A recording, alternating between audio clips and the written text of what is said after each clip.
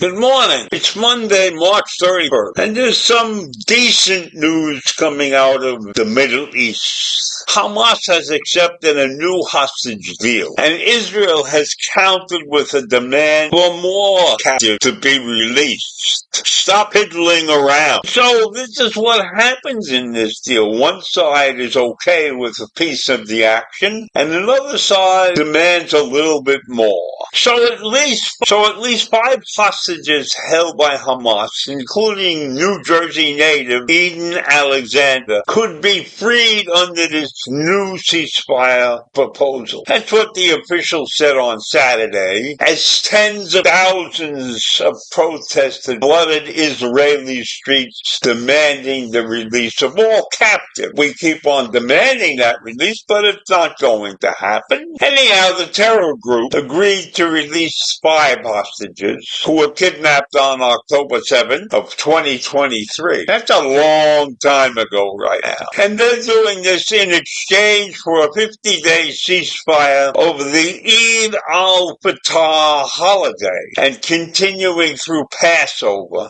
That's what officials told Israeli and Arab news outlets on Saturday. Eid, which marks the end of Ramadan, begins Saturday night and it ends on Wednesday. So the proposal put forward by Egypt after continued pressure from the U.S. over the impasse also calls for the release of Palestinian prisoners and the re-entry of aid into Gaza. Gaza has been shut down pretty badly. The people there are starving. So this could be a good deal for more than the Hamas action, but still only the release of 5 prisoners. That's not a great outcome. But of course, every little bit helps. Every little bit helps. Now, Israel has its own counteroffer. That's according to the news. The Prime Minister Benjamin Netanyahu conducted a series of consultations yesterday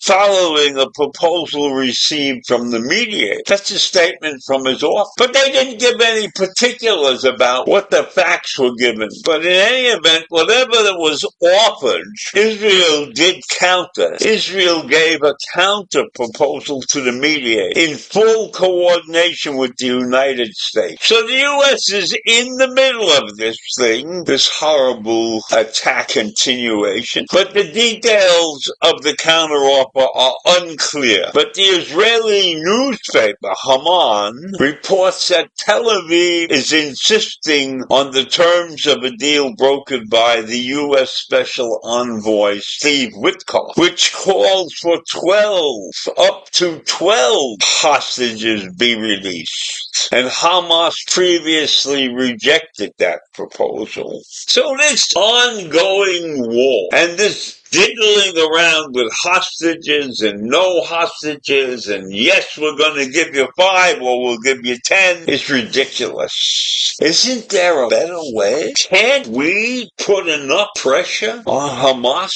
to end this thing? It seems to me that it's never going to end. Hamas is going to diddle around and release hostages a dribble at a time. They have no reason to end this war. because it could be the end of Hamas. And the U.S. has asked Egypt and Qatar to pressure Hamas in recent days to release hostages, which would restore the ceasefire that Israel ended in mid-March to buy time for new negotiations. So there are so many side issues going on in the middle of this conflict that it's hard to keep track of all the facts, and they change constantly. There is no agreement on either side on what should really be done. So the Egyptians have a proposal that comes days after the report that Qatar presented Hamas with a new U.S. plan to bring a ceasefire to Gaza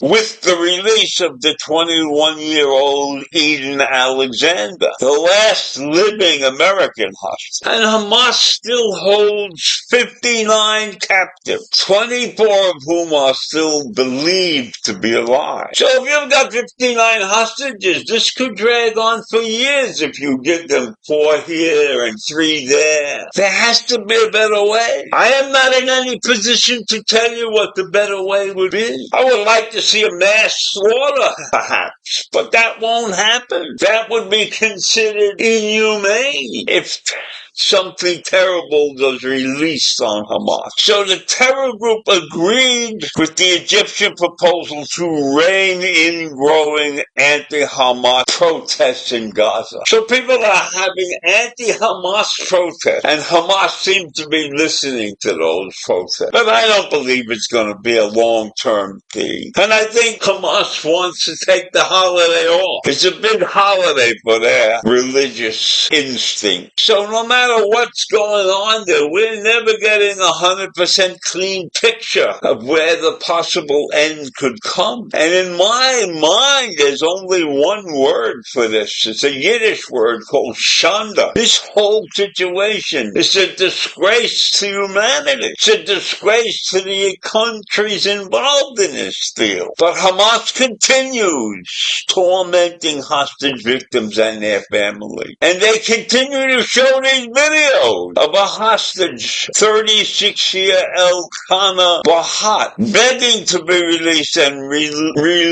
reunited with his wife and son ahead of the boy's 5th birthday. And Hamas keeps releasing videos of the distressed and gaunt Babat alongside a fellow hostage, Yosef Ham Ohana. So Hamas is taking videos and torturing the families of those victims, and we can't put together a deal to end this terrible situation. How much longer can these hostages survive in the hell of Gaza? That's what one of the family members said. And I agree. How much longer can the hostages survive? They claim there's 59, half of them to be dead. So how much longer will the other half live? Something really terrific has to be done. A great move of some kind. Somebody has to come up with a solution to this problem. It's far beyond my thinking process to figure it out. So I leave you with that this morning. A disgusting situation that